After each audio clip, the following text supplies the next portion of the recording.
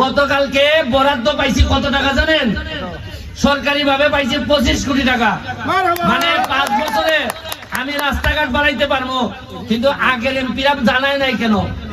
সারা বাংলাদেশের অন্যরা কেউ জানায় না কেন কত টাকা পাইছে? এখন আমি চাইতেছি এটা কি আমার বাপের টাকা? এটা শেখ হাসিনা রাষ্ট্রের টাকা। এই টাকা আপনার যত ভাগ আমার সেম ভাগ, আপনারা জানা লাগবে। এটা সারা বাংলাদেশের মানুষের জানতে হবে যে এমপি কত টাকা পায়। খালি মজা মারে মজা ভাই, আমরা খালি বইটা পাই, এটা আর হবে না, এটা আর হবে না। আমি রাস্তাঘাট বানাইবো, আপনাদের টাকা আপনাদের কাছে ফেরত দিব। তবে যারা টাকা মারবেন মনে রাখেন, আমার যত আপন লোকই হন একেবারে শাটারিং দিয়ে এক জায়গা থেকে বিদায় দিব। আমার আমলে কোনো বাচ্চা জায়গা পাবে না।